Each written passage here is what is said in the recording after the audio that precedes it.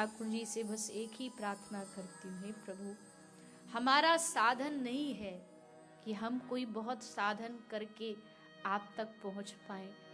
बस इतनी कृपा करना कि जीवन में कोई ऐसा संत दे देना जो हमारी बाहां पकड़ के हमें आप तक पहुंचा दे,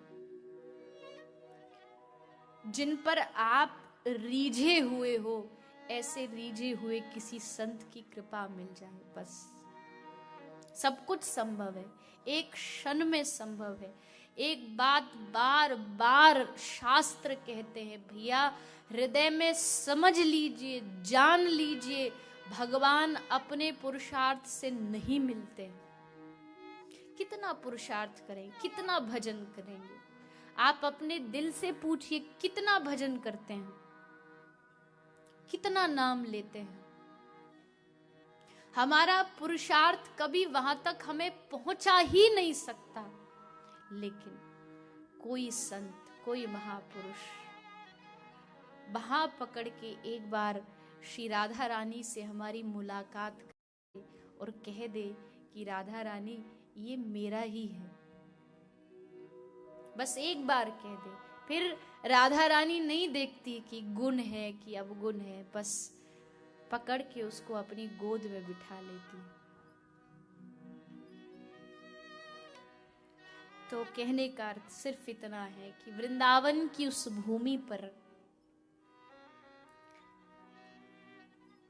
धूल बनने के लिए भी जो देवता तैयार है, उस ब्रज की महिमा जिसको श्री कृष्ण अपने मुख में माटी धारण करके ब्रजवासियों को दे रहे हैं, उस वृंदावन में ब्रजवासियों का आके निवास हुआ।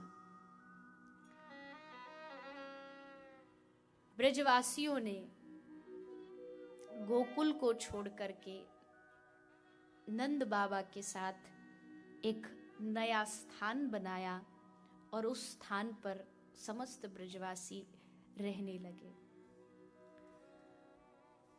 वहां से भगवान गौचारण करने के लिए श्रीधाम वृंदावन आते थे और उस गौचारण लीला में भगवान ने कुछ दैत्यों का उद्धार किया। भगवान ने अघासुर पर कृपा करते हुए धेनुकासुर, प्रलंबासुर आदि आदि दैत्यों को मारा, उनका उद्धार किया। फिर सुखदेव जी कहते हैं, ब्रज की पहचान यमुना जी है, लेकिन यमुना जी का जल कालिया नाग के रहने के कारण दूषित हो गया था। कालिया नाग ने पूरे जल को विषैला बना दिया, जिसके कारण कोई भी ब्रजवासी जाकर के यमुना जी में स्नान नहीं कर पाता था। तो भगवान ने लीला की, अपनी गेंद यमुना में फेंकी और उसे लाने के लिए भगवान यमुना में कूदे, कालिया नाग के साथ युद्ध किया और युद्ध करके उसको यमुना जी से दूर जाने का आदेश दिया। इस प्रकार कालिया दहन की कथा सुखदेव जी ने श्रवण कराई है। आगे भगवान की बहुत सुंदर एक लीला आने वाली है, महारास की लीला। लेकिन वो महारास की लीला तो आप हम सब कल श्रवण करेंगे, लेकिन महारास की लीला में वही प्रवेश कर सकता है जो पूर्ण रूप से शुद्ध हो, जिसके अंदर पूर्णता आ गई हो।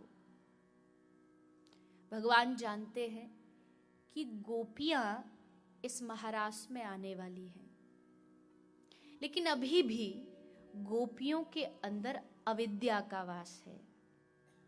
तो क्यों ना उस अविद्या को नाश किया जाए।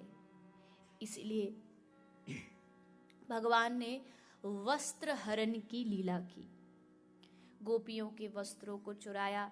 वस्त्रों को चुराने का अर्थ शास्त्रकारों ने अविद्या को चुराना ही कहा है।